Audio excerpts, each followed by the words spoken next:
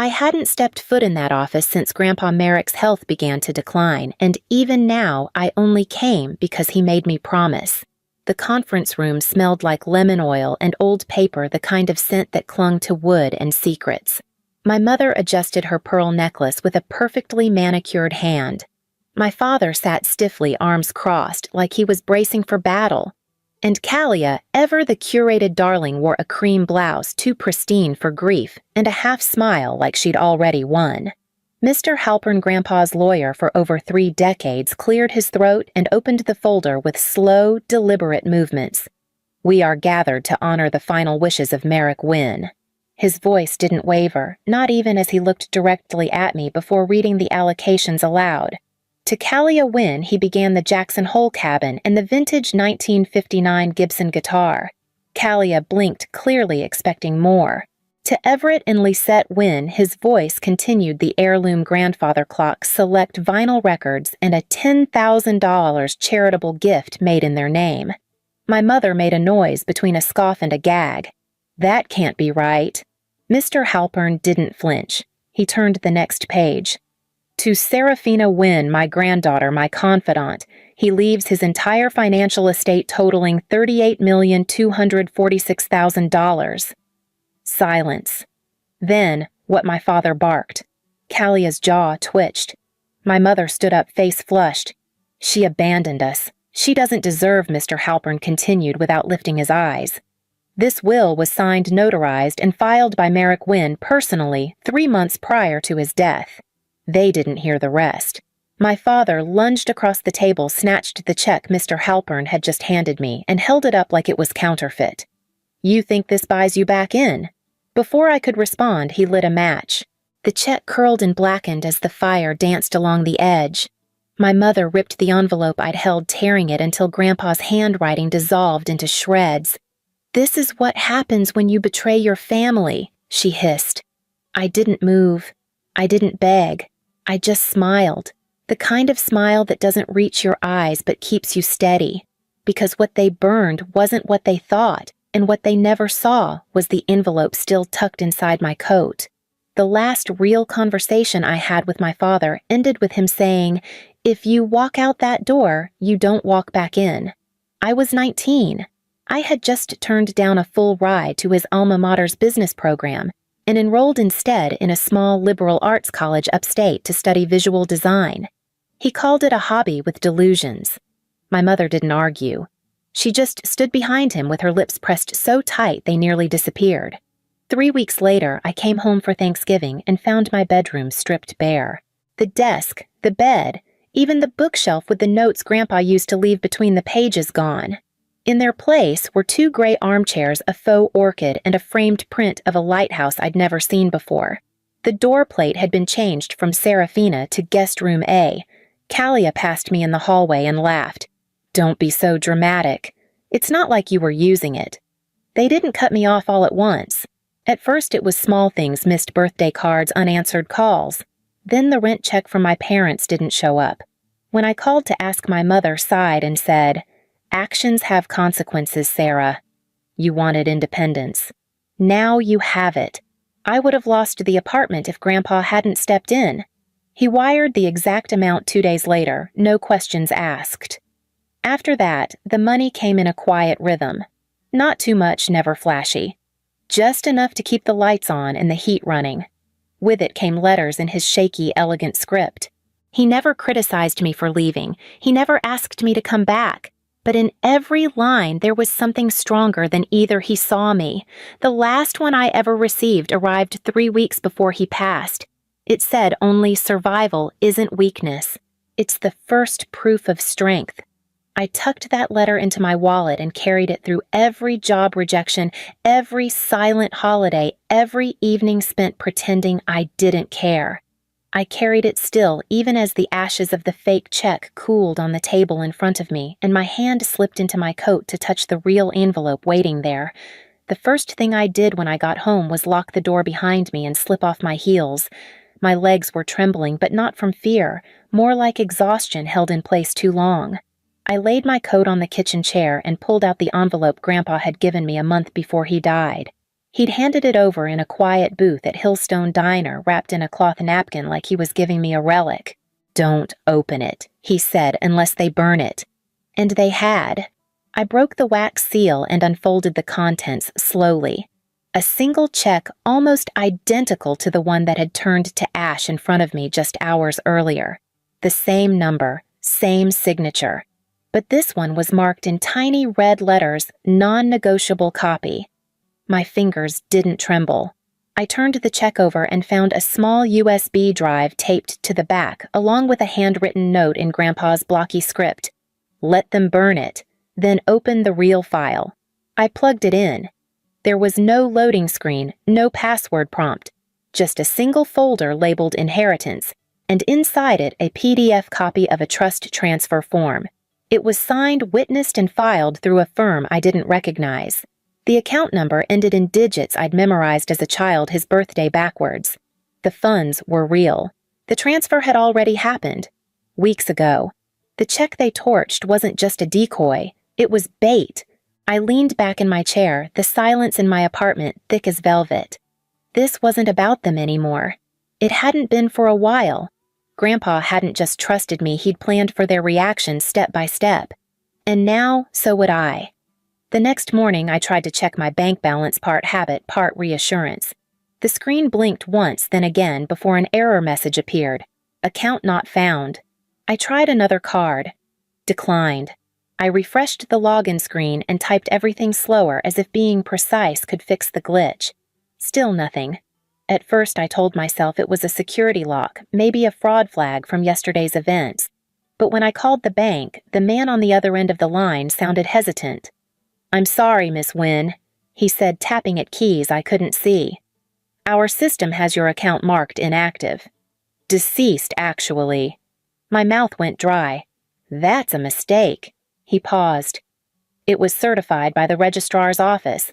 Dated 2 weeks ago." I hung up before my voice could crack. The DMV confirmed it an hour later. The woman behind the glass screen blinked at her monitor, frowned, and said, "You're flagged as legally deceased. Death certificate filed under your full name, Serafina Lisette Wynne." Her tone was flat, but her eyes flicked up to me with pity. "You'll need to file a correction. That process can take months." I didn't answer. I walked out into the cold, dazed, as if someone had peeled the edges of the world back and revealed that everything I thought was solid could vanish. Across the street, a woman stood still, half-shadowed beneath a row of bare-limbed trees. Her sunglasses were too large for the gray sky. She wore a pale blue silk scarf looped once around her neck, the same scarf my mother claimed the dry cleaners had lost 3 years ago. She didn't smile. She didn't look away. She was watching. I stepped back into the flow of foot traffic and moved without thinking, not fast, but deliberate. When I turned the corner, she was gone. Back at my apartment, I pulled open the drawer where I kept old letters and laid them out like breadcrumbs. I wasn't just disinherited. I was being erased carefully, quietly, and thoroughly, and someone was watching to make sure it stuck. I opened my laptop, pulled the USB from its case, and stared at the folder Grandpa had labeled Inheritance. Somewhere inside was the next step. The brass key had been sitting in my nightstand for years, wrapped in the same worn handkerchief Grandpa gave it to me in on my 18th birthday. I never asked what it opened. He just said, "You'll need this someday when you're ready to claim yourself." That day had come.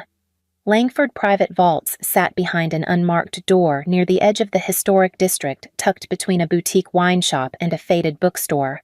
The woman at the front desk took one look at the key, checked her records, and led me down a quiet corridor without asking any questions. The air grew colder the farther we walked until we reached a narrow room lined with metal drawers. "Box 17, she said, unlocking the drawer and sliding it forward. I nodded and waited until the door closed behind her before reaching inside. A black fireproof folder lay there, its surface smooth and cold. I opened it slowly. The first page was a certified cashier's check, real this time, with the bank seal embedded into the paper. $38 million addressed to me. The next set of documents was heavier notarized land deeds transferring full ownership of the family estate's underlying property.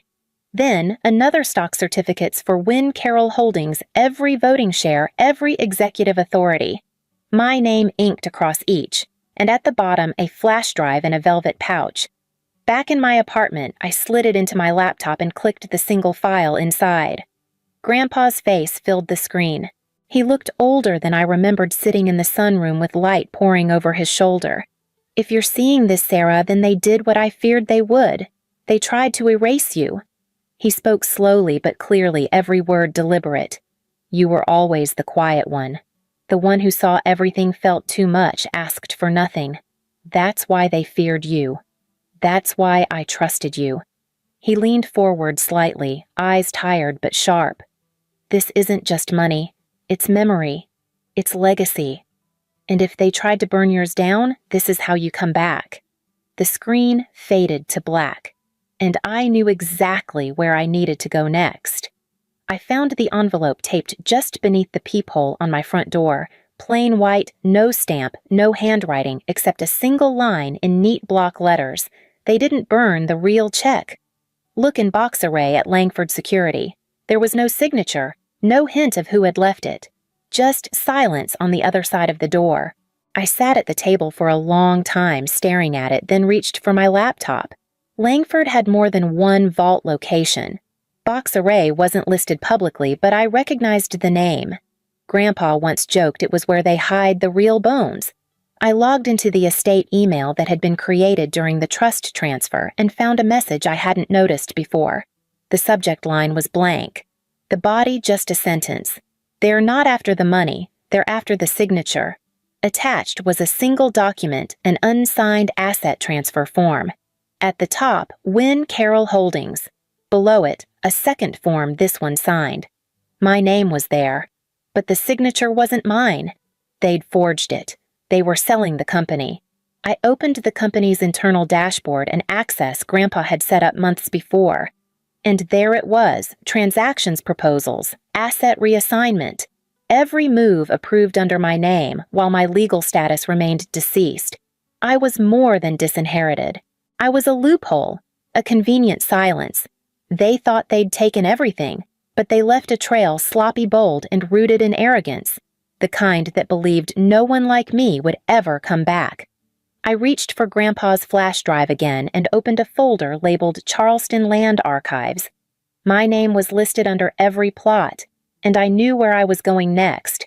The name on the lease was W.M. Trillium, a name Grandpa once used for fishing licenses and antique record auctions. A joke he said Win Merrick, like the flower that keeps growing where it's not supposed to.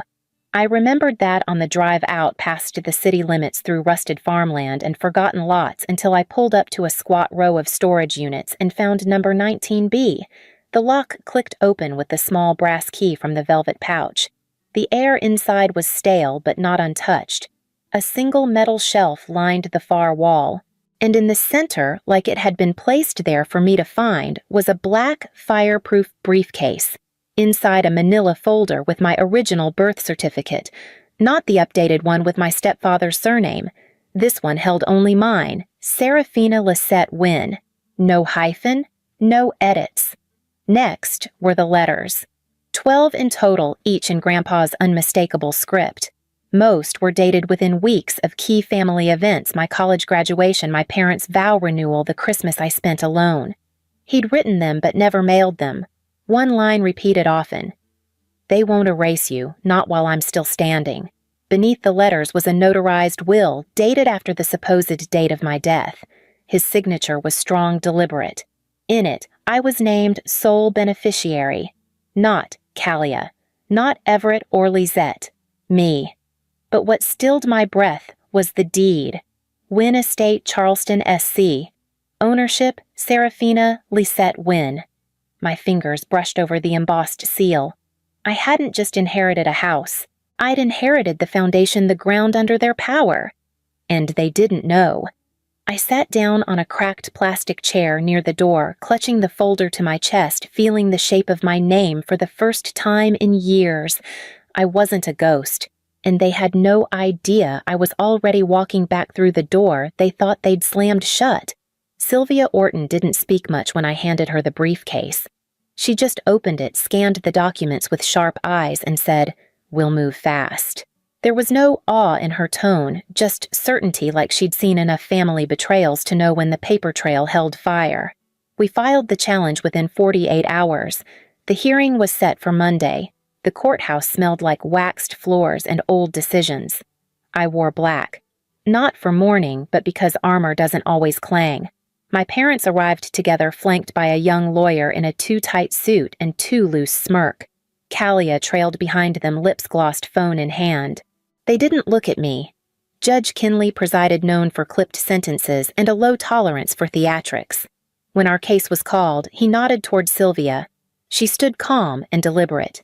"We are here to contest the execution of the estate of Merrick Wynne," she said, "on grounds of forgery, coercion, and identity suppression." The opposing counsel rolled his eyes. "Your Honor, my clients are the documented beneficiaries. Any attempts to revise the will posthumously are not only unfounded, they're emotional." Sylvia tapped her tablet. "Your Honor, the deceased anticipated this." With a single click, the lights dimmed and the screen behind the bench lit up. Grandpa's face appeared. "If they're watching this," he said, "it means they tried to bury her." His voice was steady even. "Let the record show I changed the will knowingly, under no pressure. I made Serafina sole heir because she earned it, because she endured." The courtroom went still. Kalia's mouth opened, then closed. My mother paled. My father shifted like he was about to interrupt, but Judge Kinley raised a hand. "Enough." He turned to them, his voice cold. "You didn't just try to manipulate this court. You tried to erase a person." Then he looked at me. "This court recognizes Serafina Wynne as the sole legal heir to Merrick Wynne's estate. The respondent's assets are to be frozen pending further investigation." I exhaled, not from relief, but release. The damage was done. Now came the reckoning. Kalia texted twice before I answered. The first message was short, please. The second was longer, clumsier. "Can we just talk, just us?" Like before, I agreed to meet her at a cafe near the courthouse. Neutral ground, no history attached. She was already there when I arrived, stirring a coffee she hadn't touched. Her smile trembled when she saw me. "I didn't know," she said before I could sit. "About the death certificate. About the will. They told me it was a routine form. I just signed where Dad told me to." I didn't speak. I set my phone on the table screen, dark, but recording. "I swear, Sarah, I didn't mean for any of this. I didn't know they'd go that far." Her voice cracked. "I thought we were just trying to protect what was ours." "What was yours?" I repeated. She flinched. "I mean, I didn't think you'd fight. You always just left." That part was true, but I wasn't the girl who left anymore. "I'm sorry," she whispered. I was scared. I thought if I didn't go along, they'd cut me out too. I watched her wipe a tear with the sleeve of her expensive coat. It wasn't that I didn't believe she felt regret. I just didn't care if she did. No threats, no rage, just silence. I stood, tucked the phone back into my pocket, and stepped away without looking back. Her voice followed me halfway across the cafe, but I didn't stop. Outside, the air smelled like distant rain.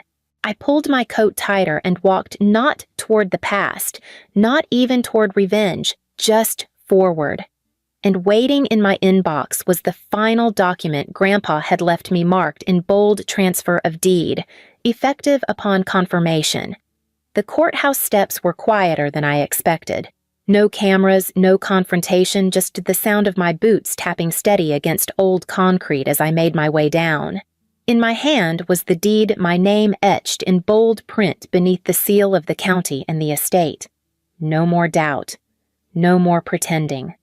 I paused just before the last step and turned back, facing the building I'd fought so long to be heard in. I held the deed in front of me and took a single photo. No smile, just stillness. The caption I typed was simple. "They tried to burn the legacy. I inherited the foundation." Then I shut my phone off and slipped it into my bag. No victory dance, no announcement, no need. I walked 5 blocks in silence to the small brick studio I'd closed on 2 days earlier, a modest space with tall windows and scuffed floors tucked between a florist and a forgotten laundromat. It wasn't much yet, but it was mine. I unlocked the front door, stepped inside, and reached for the envelope Grandpa had left in the vault, the one marked "Start Here." Inside were 3 things: a hand-drawn sketch of the studio's blueprint, a folded business license application already half completed in his handwriting, and a letter with 4 words underlined, "Make something they can't erase." I sat cross-legged on the dusty floor, the weight of everything I'd lost and reclaimed settling around me like dust after a storm. This wasn't revenge. It wasn't even justice. It was the beginning, and I was ready to build.